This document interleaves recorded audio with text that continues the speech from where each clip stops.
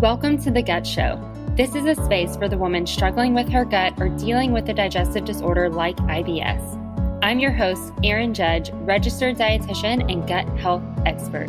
My mission is to cut the crap and have conversations about the reality of gut issues and solutions that work. So if you're ready to poop better, have more energy, and feel connected to a community that gets it, you're in the right place. Welcome to The Gut Show. This is episode 2 of season 2, and I am so glad you are here. So this episode is actually airing on my birthday. So happy birthday to me and welcome to my party. I would not want to spend it with anyone else but those of you who are in my community.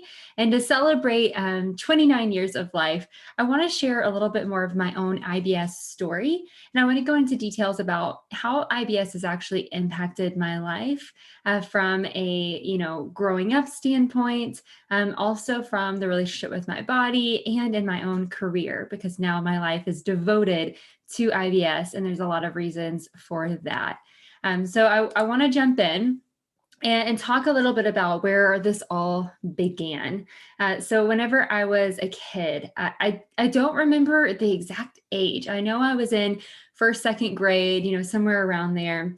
I was dealing with really severe symptoms to the point where I would be doubled over, crying and screaming in pain. And my mom would rush me to the hospital thinking that I had an appendix rupture or kidney stones or something like that because the pain was so bad. Now, think about this for a little bit. I grew up in South Arkansas, a very rural, small town. And the nearest hospital, like Children's Hospital, was an hour and a half away. So my mom, who worked full-time, would rush me to the hospital an hour and a half away in the middle of the night, thinking that something was terribly wrong with me. And usually I'd end up there and I vaguely remember, I think there's probably trauma there that has blocked out some of those exact memories, but nothing would ever come back from that. We would get there and they would check me out. Everything was fine. And I'd be sent home and, I had constipation. So I would be given an enema and, cleared out. And that was really it. I remember I would constantly have like stomach viruses. I seemed to have like a stomach flu at least twice a year. And I very clearly remember those feelings of, throwing up in the trash can on the side of my bed. And I just remember thinking like, okay, well, I guess that's normal. Like kids have that and they go through that. I didn't realize that I was having those experiences significantly more than many of my peers were having. So this went on for a few years where I was having a lot of these issues. I was also having I would have accidents. And it wasn't, full on diarrhea, but it was enough.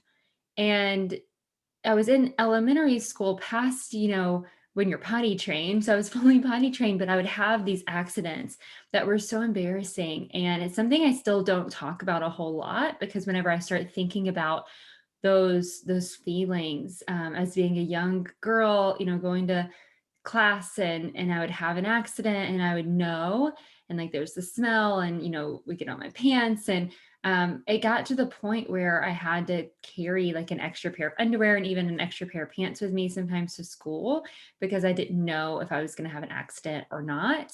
And I didn't know if I would have to ditch the underwear and change. And so after years of dealing with this, I remember I had therapy, I think for a little while, again, very vague memory of all the specifics. I just kind of remember the offices. I would have those appointments and we would try to dig deeper into what was going on. And I remember feeling, and I don't know if that was communicated like this to me, or if this is just what I was hearing at the time, being a young kid who didn't understand what was going on and, didn't know how to process it. I just remember feeling a lot of shame and a lot of guilt. Every time I had an accident, I blamed myself and I thought "Oh, it's my fault. Like, this is all my fault. I did this, like, I did something wrong. And I had a lot of shame around that and a lot of fear around those things happening. And it wasn't so much that it, kept me from having friendships, because I was so young that I don't think I had that mental processing ability yet to actually let that fear become as real and significant as it could have been. But I did have a lot of fear around people being disappointed in me if things didn't work out well. And that's something that was really hard, that I don't know how I actually worked through it. um, I honestly don't. So I got through it somehow, but that was years of confusion and unresolved issues that were going on, and no answers, anything like that. But I remember in fourth grade. So after that had been going on for a few years, in fourth grade, I finally got some extra testing done. So I don't remember, like, did things get worse? Who knows what happened around that time? But it was significant enough that I was meeting with a specialist and got some testing done. And at the end of it all, we came out of it with nothing is severely wrong. It's IBS. And I was a kid, so I didn't take that diagnosis on. My mom did what she could with it. And I remember just, dealing with constipation and dealing with using enemas and having my mom help me insert them and handling them. And that went on for years. As I transitioned into middle school and started hitting puberty, I was so insecure. And some of that I think had to do with I felt so, like, lost in my own body. I also I was very small as a child, to the point where I actually wasn't gaining weight well. And that was something that was concerning with all of this going on. We finally did determine that I potentially had giardia as a young child. And maybe that's what sparked all of this happening. Who knows, really? But that may have been why I wasn't gaining weight and I wasn't able to keep weight on very well. But middle school, as I began to hit puberty, I actually gained weight fairly rapidly. And I remember feeling like my stomach just felt bigger and just felt so just disjointed from the rest of my body. And a lot of that is body image, from childhood, diet culture that was going on. I was glued to 17 magazine and reading all of these articles about getting a slim waist and a six pack, and I didn't have that. I had, like, a fairly, like, large belly. And I thought that was wrong. And I thought that was, abnormal. And as a young girl, I struggled with it. And I, had a really unhealthy relationship with food. I grew up in a semi-food desert, and, a lot of the food that we ate didn't make me feel great. And I didn't understand food. I didn't understand the role of food. And I remember I would not really binge, but have binge-like behaviors on the weekends, and just that cycle that continued on for many, many years. But that period of my life, I could look back on photos, and I remember every time that photo would be taken, even if I felt good in the moment when I saw the photo, it felt so disconnected. Where I was like, is that my body? Is that really me? And now, I think I was probably bloated most of my childhood, and it was really hard. It was hard to deal with hormonal changes and comparison of other girls. And I was a cheerleader. I was in softball. I was in sports, and I just didn't look like everybody. And I really struggled. And my constipation was still there. It just kind of took a back seat, and I learned at that point in my life to just kind of deal with the pain. As I transitioned towards high school, these are the memories I have the most of. I still had a lot of that, disconnect to my body. I felt very insecure in my body most of the time. I was mocked for the way that I looked sometimes by some of my peers. And, looking back now, it was nothing. But one thing that really stood out as I was in high school is the fear of my symptoms and the fear of public restrooms became strong. And I linked it back, I didn't have diarrhea. I had constipation. But what I linked it back to is that my bowel movements, they were embarrassing to me. There was a lot of gas involved. There was a lot of straining involved, manipulation, like, with my hand trying to get things out.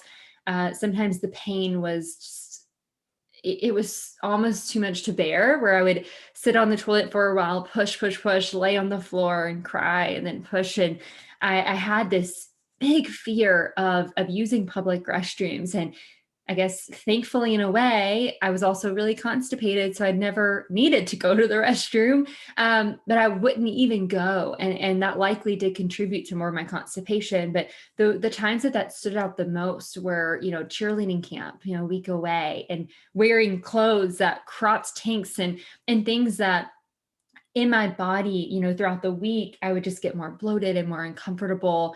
And I would look a certain way that I didn't expect. And, there was just this shame and guilt around that side of it. And I went to church camps, and the same thing. As remember, there were shared bathrooms, and I would try to get into the bathroom, to relieve my gas, before anyone else got up. And whenever we would lay down, in the bunk beds in a room full of other girls, like, I was embarrassed and had like really terrible gas pain, but didn't want to release it because I didn't want there to be a smell. And I was so insecure about that.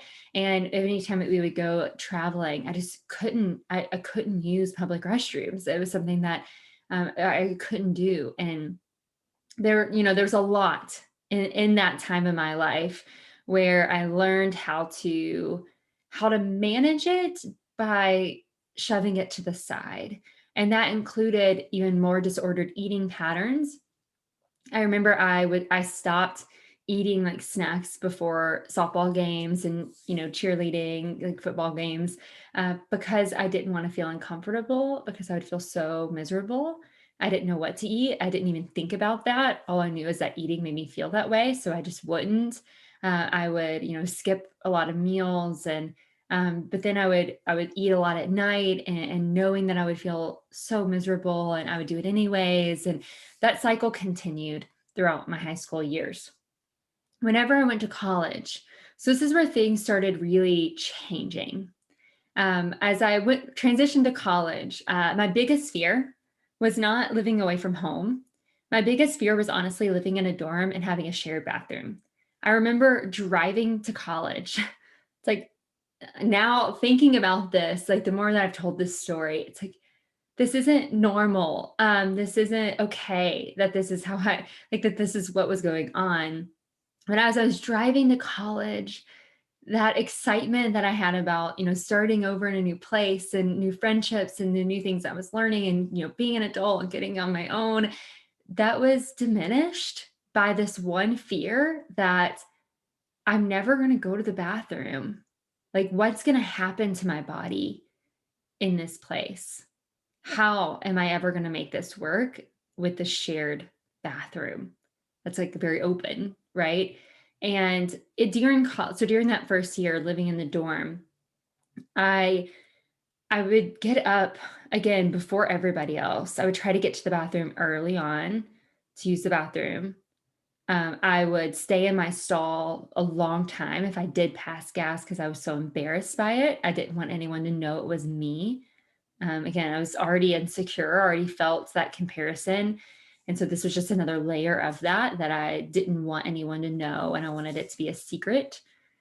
I would go, on Friday nights. That was my favorite time of the week, because all of the girls in our dorm, most of them are in sororities, and they would go to these sorority parties, and I would be there by myself so I could do laundry and, have a great time in the bathroom. And that was exciting to me. Instead of going out and, meeting people, I would just stay there. And I remember feeling so broken.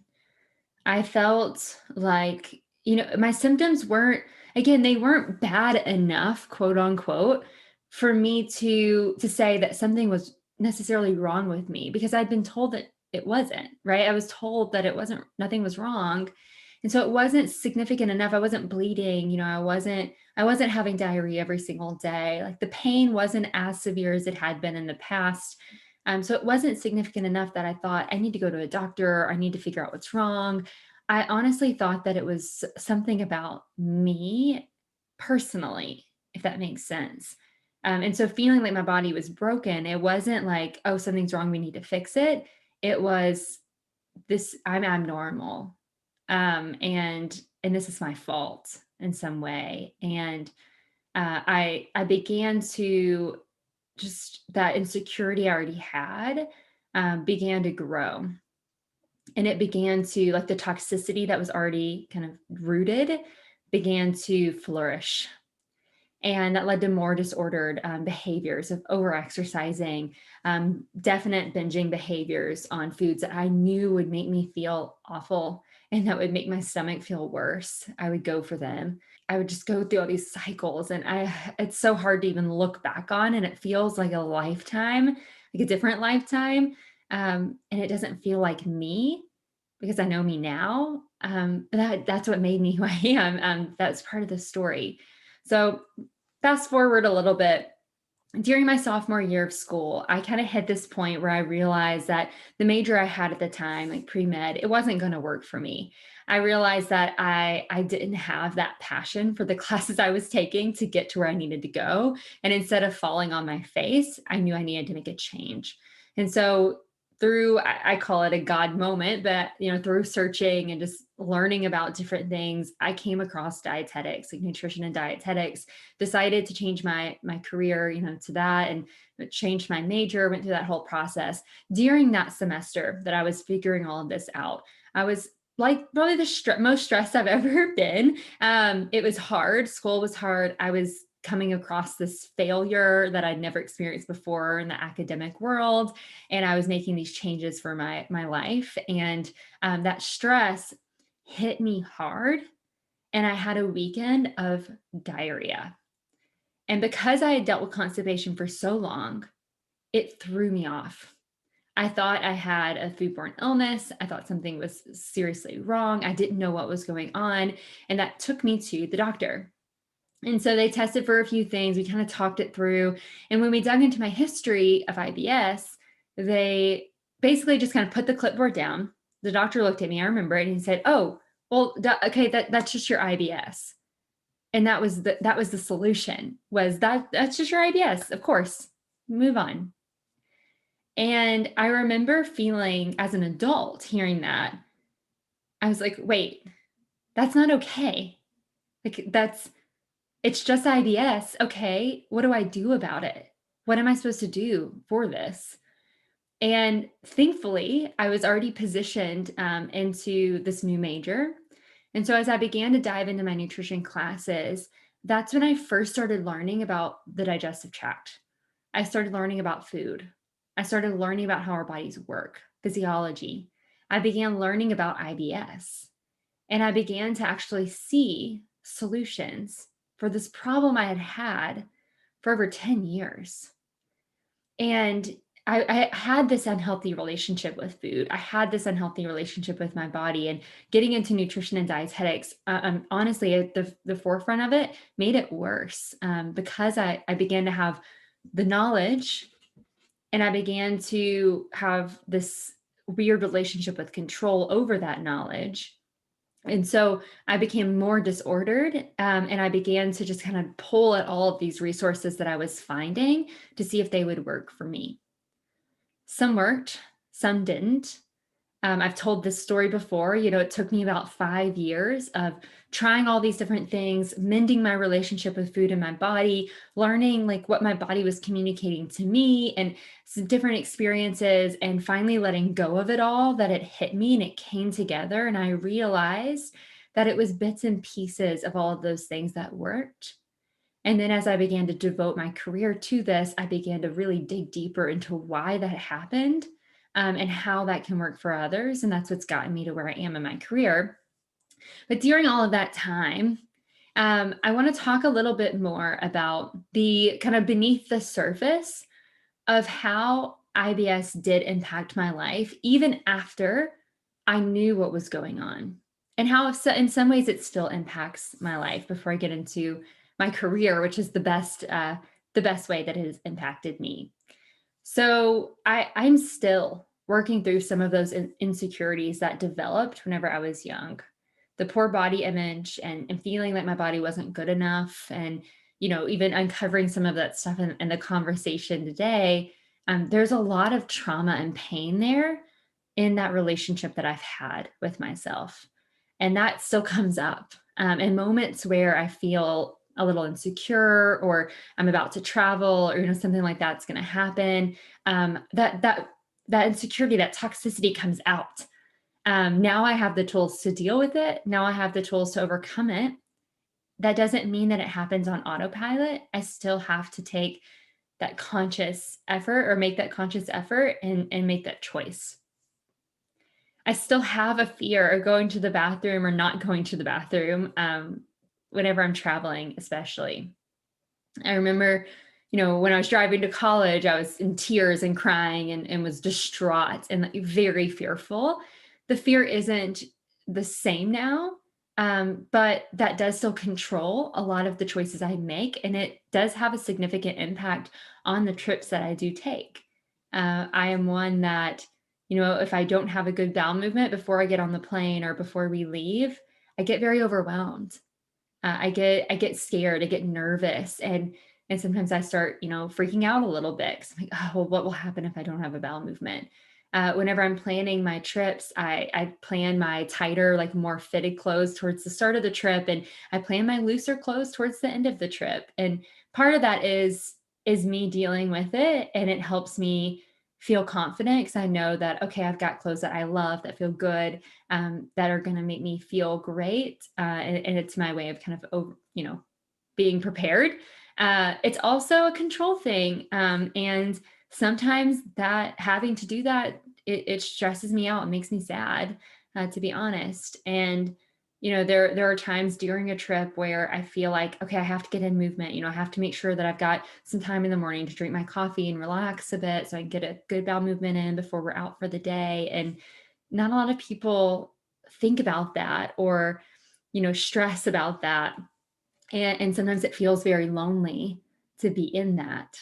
And that's still something that worries me. If I'm at a retreat or with people who I'm not normally traveling with, or with my in-laws, and their family, it worries me because I do still have that fear that, the way that I go to the bathroom is different than the way that others go to the bathroom. And while I talk about poop all day and I love it, I don't want to talk about my own. I'm not one to just pass gas in front of a group of people and laugh it off. That's not something that I'm confident in, or has ever been something that I've been confident in. I'll talk about the problem, but being able to express that problem in front of others is something that is still hard for me, and it makes me a little insecure even now. Again, I have the tools now to work through that, to deal with it. That doesn't mean it's completely gone. I have a little less flexibility with food. There are some foods that I know trigger my symptoms, and I work hard, every single day and every week to increase diversity and improve my tolerance to food. And that's what I teach women do all the time. I still have foods that don't work as well. I am very lactose intolerant. I can't eat regular ice cream without significant symptoms. And I've developed such a strong, healthy relationship with those foods it's taken me, 6, 7 years to really get there. It's not something that was easy or overnight. It took time. And while I do have that healthy relationship, I don't have the flexibility to have it. And that can influence, social events and gatherings. If someone wants to cook a meal for me, I have to throw in all of these different restrictions that I have that I would love for them to work around.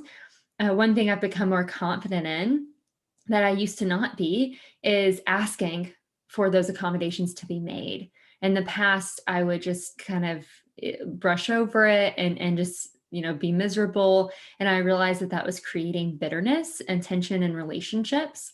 And so what I've done instead as an adult and as I've grown is I ask. That doesn't make the ask always easy. There are moments where I feel like I'm just high maintenance, where I feel like I'm too much, right? Especially whenever I was dating before I met my husband. I had those moments, and now I don't have that as much anymore because I've got great support. But I don't have the flexibility like most people do, and that can be really hard. I have some fear around what pregnancy and motherhood might look like for me in the future. I'm happily married, and my husband's the greatest support. He was supportive from day one when we met, and thankfully, I met him towards the end of figuring out all of this stuff, and so I knew a lot. I was confident in myself and what I needed, and I was able to communicate that well with him. And he is still so supportive now. But that doesn't take away the fear I have about one day being pregnant and my symptoms being unbearable. And I help women through pregnancy all the time. And that helps me because I know that I've seen their journeys and I have those tools. Um, but the fear is still there and it does come up.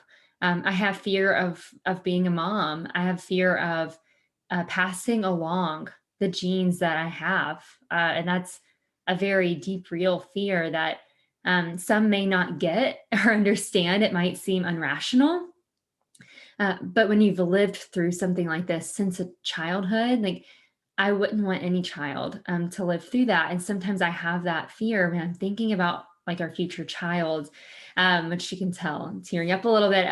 If I'm thinking about my future child, I don't want them to go through the things that I went through, and I worry that there is a genetic component that we think is involved with IBS, and what if I pass that along?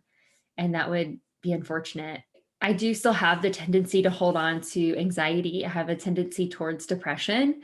And as I've gotten older, again, this was something I also had a deep misunderstanding with whenever I was young, and I didn't have good resources for it. And now, as an adult, and especially in this field, understanding the gut brain connection and understanding how digestive disorders can be linked to more anxiety and depression, and just what's going on there, um, I've become more in tune with myself and more gracious, grace filled with myself, more compassionate towards myself. That doesn't mean that the anxiety and depression goes away completely. There are moments where I deal with that and I feel the weight of that. And working in this field while also dealing with that, that can be very hard. That can be very tough. And, that's something I've had to contemplate to decide is it worth it? And at the end of the day, it always is. That it's something I do have to think about, and it's something I have to be very intentional with. So not only am I intentional for my gut and for my bowels to move, I also have to be very intentional about my mental health and about noting when I'm going down those spirals and making sure that I've got my resources in place to be able to come out and not let those take me down. And knowing that, I have to juggle that at all times. And that's the one where I feel the most of, this isn't fair. And one thing I tell my clients all the time is it's okay to say it isn't fair because it's not fair. Um, the one thing I don't do is blame my body. And in the past, that was the case, especially in those moments of more anxiety or depression. I would turn on my body. I would blame my body for what I was experiencing. Now I don't. I'm with my body, but that doesn't mean that the it sucks mentality is completely gone, because sometimes it does just really suck, and some days are just really hard, and I have to get through it, and I do, and it's okay. It's something that I've learned to live with, and I'm okay with. It's also something that's tough. So I wanted to share those things, mostly because I want you to know that you're not alone in how IBS or digestion or whatever other issues that maybe you've dealt with that have led you to this channel. You're not alone in how those impact you. And in the journey towards, recovery and healing and control and being able to get on top of all of the stuff that's going on, some of those struggles, they change and they adapt. They don't always go away. And I'm a big advocate for positive thinking. I'm a big advocate for freedom in your life. And this is what freedom in my life looks like. It doesn't mean things are perfect. It means there are things I still deal with. But instead of those things being in control, I'm in control. I have the tools and I can get through it. And that's what I want to make sure I'm sharing is if you're here and maybe you're in the thick of it right now, like there is hope. But I'm also not going to tell you that everything's going to magically disappear. And I'm not going to tell you that your story will look exactly like mine, because it won't. It might look different. And what I want to do over the next, season is to filter in some of these conversations. So bonus episodes of conversations with others and us sharing our stories and understanding how IBS can look so many different ways, because it's so important for us to talk about as women and men who really understand and get it. So now to the thing about IBS that I love the most, or two things that I love the most. So one way that IBS has had an impact on my life that I am actually very proud of and happy about is that IBS has taught me how to listen and care for my body. Listen to and care for my body. IBS has allowed me the struggle to learn the language of my body and learn the impact of true self-care, which is found in my nutrition and my water intake, my movement, my routines, my plans. I view that all as self-care. And I truly don't know if I would be where I am right now in my relationship with myself if it wasn't for my IBS. And I wish there could have been another way. I'm not going to say that I would wish IBS on someone else. I will say that for me, this is part of that story, and it's something that I'm happy about and something that I'm grateful for. And the other thing is leading me to a career that I'm so passionate about and that is so fulfilling for me. And that is helping other women with IBS go through this journey towards freedom, towards a healthier relationship with themselves. So my biggest mission in my work is to fill in the gap between the misunderstanding, the confusion, the mystery, the doubt that comes on when you're getting tested and you get the diagnosis. And then where I am right now, where I have my tools, I know what to do, and I'm living my life as freely as I possibly can. I want to fill that gap in. I want to provide those resources, and I want to make sure that women are supported as they walk through that by someone who truly gets it, who can validate some of those fears and those experiences, and also champion them on to seeing the results in the life that they want to see. I want to see women in happy, fulfilling relationships. I want to see women excelling at their careers. I want to see them running the marathon that they want to run. I want to see them having the children and building a family and being incredible mothers and fathers. Like, I want to see those that I work with see their lives come to play like they would love it to be. So if that is you and you are in this place, know that I'm championing you on right now. And I also want to hear your story. I want to hear where you're at, and I want to be that cheerleader that you might need right now. So my ask for you is that you share that, just like I just shared. So you post a screenshot of this episode, take it over to social media, tag me, share your story with me. If you're not comfortable sharing it on a public stage like that, message me on Instagram at erinjudge.rd. All of this will be in the show notes, so that we can connect and that I can hear and see where you are at. And if you find that you are in the thick of it and you need support, you need guidance, and you need tools, our team is here to help. The link in show notes will lead you to schedule a consult call. It's complimentary, 20 minutes just to talk about what's going on and what might be a best fit for you. And so you can go there, schedule that call, and we can talk more. So remember that there's no such thing as perfect.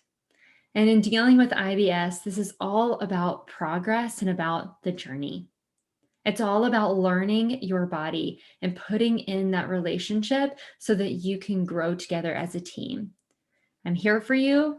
I'm cheering for you, rooting for you. I want the best for you. And I will see you on the next episode. Do you like what you heard? Leave us a review. Do you want to connect with others in this community? Join our Facebook group, The Gut Community, or follow us on Instagram. All links can be found in show notes. Thank you for listening, and we will see you next time on The Gut Show.